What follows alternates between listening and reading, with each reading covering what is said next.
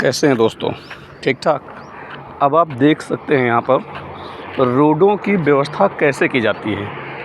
ये रोड जो है, ये रोड चली जाती है कि मतलब आप सीधा जाएंगे, लास्ट तक कहाँ जाना है आपको, मेन रोड में जाना है या कहीं भी जाना है, ये मेन रोड में मिलती है जाके।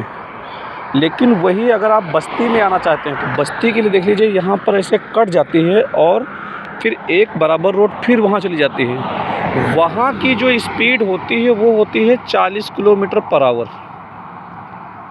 ठीक है, 40 किलोमीटर पर आवर होती है। लेकिन जो है बस्ती में ये भी लेकिन बस्ती के किनारे है, तो यहाँ की जो स्पीड होती है वो होती है 60 किलोमीटर पर आवर। लेकिन वही अगर बस्ती के अंदर या बस्ती के किनारे किनारे अगर वो रोड जाएगी, देखो आप बराबर एकदम बराबर एक रोड और से जाती है, तो वो 40 किलोमीटर होती है। और उसके बावजूद रोड पर ये जो आपको गाड़ियाँ दिख रही हैं, रोड पे पार्किंग नहीं है, ये पार्क हैं अपनी पार्किंग में।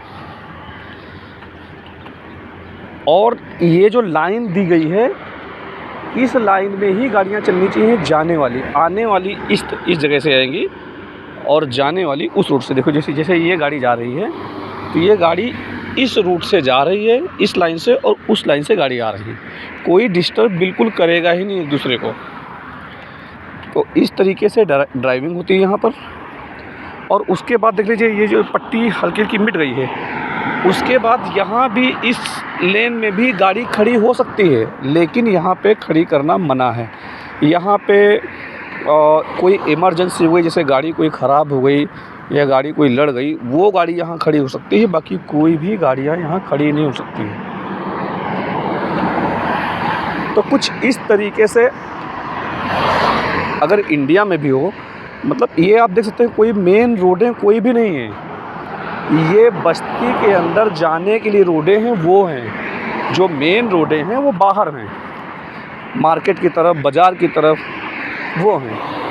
और ये सिर्फ बस्ती में जाने के लिए, जैसे कोई इस बंगलो में जाना चाहता है तो आगे से कट है, वो गाड़ी चली गई, ठीक है, वो अपने घर की तरफ चला गया, ये गाड़ी टर्न हो गई, वो अपने घर की तरफ चला गया।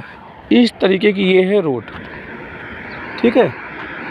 तो यहाँ पर इस तरीके से ये व्यवस्थाएं होती हैं कि मतलब एक दूसरे को कोई भी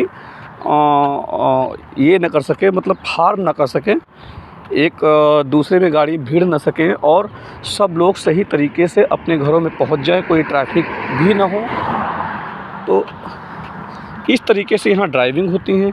पार्किंग के लिए हर एक जो भी यहाँ पे बंगलो होगा या जो घर होगा, नॉर्मली भी घर होंगे, वहाँ पे अपनी अपनी गाड़ियाँ खड़ी करने के लिए पार्किंग की सारी व्यवस्थाएं होंगी। ऐसा नहीं होगा कि ये बस्ती की सड़क है तो चलो अपने घर के सामने रोड पे गाड़ी खड़ी कर देते हैं, बाद में कोई आएगा हॉर्न मारेगा तो ये करेंगे। ये देख लीजिए, ऐसे टर्न होती है बस, और बस भी अपनी लेन में ही आएगी।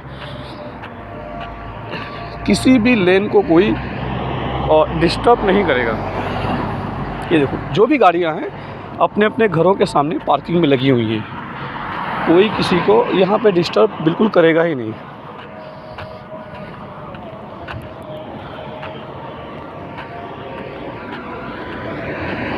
ये देख लीजिए आप, किसी भी तरीके से किसी को कोई डिस्टर्ब यहाँ कभी करता ही नहीं है। और वो डिस्टर्ब इसलिए नहीं होते क्योंकि सबको यहाँ पे ड्राइविंग स्किल भी सबकी अच्छी है, और विदाउट आरटीओ ऑफिस यहाँ पे किसी को लाइसेंस मिलता ही नहीं है। और ऐसा भी नहीं कि आप आरटीओ ऑफिस जाएंगे और आपको लाइसेंस मिल जाएगा। लाइसेंस मिलने की भी कई तरीके हैं कि आपको पहले ड्राइविंग सीखनी पड़ेगी, उसके बाद में आपको ड्राइविंग टेस्ट देना पड़ेगा, उसके बाद में फिर ड्राइविंग जब टेस्ट देते हैं आप, तो वहाँ पे roundabout test, signal test, drum test, slope test, indicator, सारा टेस्ट, ये सारे के सारे टेस्ट होते हैं। उन टेस्टों में अगर आप पास होंगे तो उसके बाद में फिर आपको लाइसेंस मिलेगी।